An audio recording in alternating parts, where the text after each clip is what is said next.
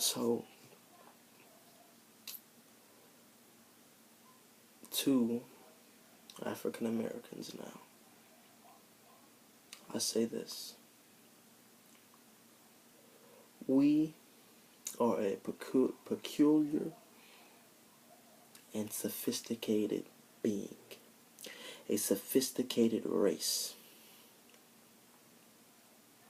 We are like no other. No race is like another.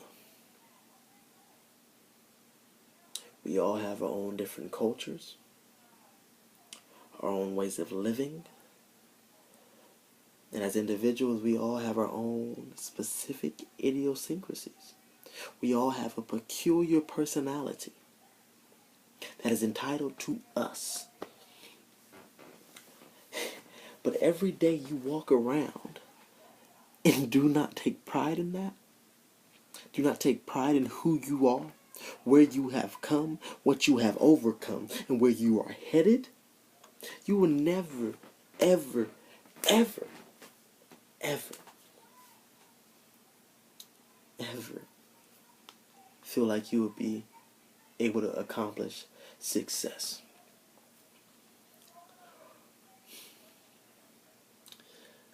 I was listening to a sermon before I did this video. I'll hopefully put the link down there under the video. Under the bar, where's my finger? I hate when people do this in the videos, but I'm going to do it right now. Brother Tyson Moore at Crenshaw Church of Christ, he was talking about put together with a purpose, Psalms 139. As most of you guys know, I'm a religious person. And put together with a purpose. We are all specifically made to God's liking. He created us the way He wanted us to be. And with us not accepting that,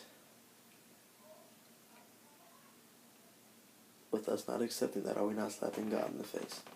And if you aren't religious, if you're not religious, if you choose to destroy, to alter, to change, to fit a mold that you cannot fit, you are ultimately destroying yourself. One thing I will always and forever quote, Ralph Waldo Emerson: imitation is suicide.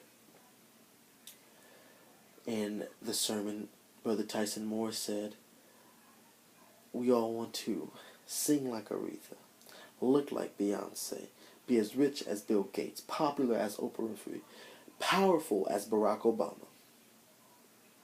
But we can never be them because we are who we are and they are who they are. So to African Americans, and I'm not going to be politically correct, to blacks, the blacks in the ghetto, to the blacks in the hills, to the blacks under the rocks, to the blacks on the freeway, on the sidewalk, to the blacks of the world. We have overcome many things, but we're moving backwards. We feel that when we get a black president in office, we have completed everything that our race is set out to be, or set out to do. Our role in this world is over, so now we're just going to become convicts and kill each other for land that we do not own, for land that does not belong to us.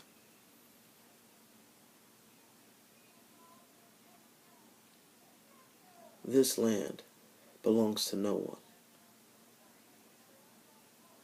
as we own nothing in this life. And if you value what you own over family or your own self-worth, man, oh man, look in the mirror. Look in the mirror. Better yet, go to the cemetery Imagine yourself 6 feet under. Because when you go down, you can't bring anything with you. So as you live this life and you walk this earth, you keep your head up high. You value the real important things in life. Even though some things, and to some people, materials are important to them in life. But are the materials and the clothes you wear worth enough to destroy your integrity and to destroy the integrity and the reputation that our former and previous leaders gave their lives to uphold, gave their lives to create, to set the foundation, to move past bigger and better things? I know many African Americans believe that we have run our course. We had a black president in office for 2 terms, and that's where our civil rights leaders wanted us to be. If you look at Martin Luther King, once he was done speaking about civil rights, he spoke on poverty.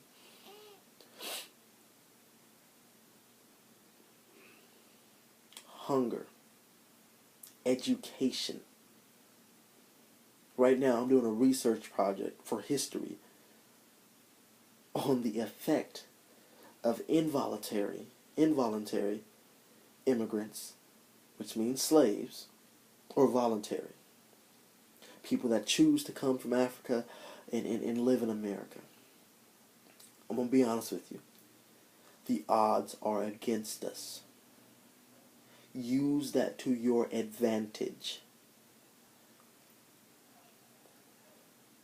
Don't say, oh, well, my father isn't at home, and I have all this, and I have all that, and the odds are against me. I'm black in a white community, and, I just can't survive in this world, so I'm gonna give into it. I'm gonna give into the peer pressure.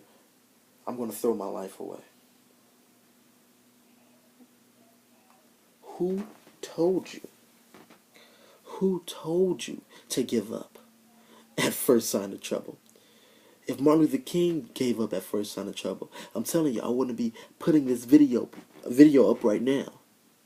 If Malcolm X would have gave up at the first sign of trouble, I wouldn't be at the school that I'm at now. If Rosa Parks did not move when asked, if she sat right there, and then if she got up and moved to the back of the bus, I would not be able to travel the city bus and sit wherever I want to today. These people have established and set the future for African Americans to succeed in this society. They established a foundation and expected future African Americans to build up upon that and not give in to the system. But we have learned and people have discovered that it's okay living in the system, because then you just throw a pity party for yourself. You sit there and just let the system take over your life.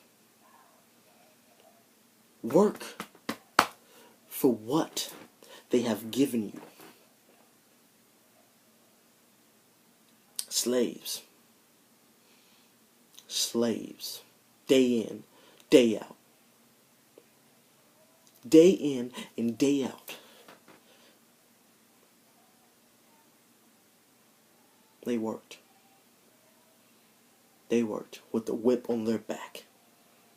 You choose not to work with a cushioned chair, soft bed on your back. So when I go to LaSalle, I could have been chewed up and spit back out. When I was born into this world, I could have been chewed up and spit back out. I'm going to give you a little backstory. From the moment I was born, I've been facing odds. There's not been one time in my life where I have not faced death. I have faced death.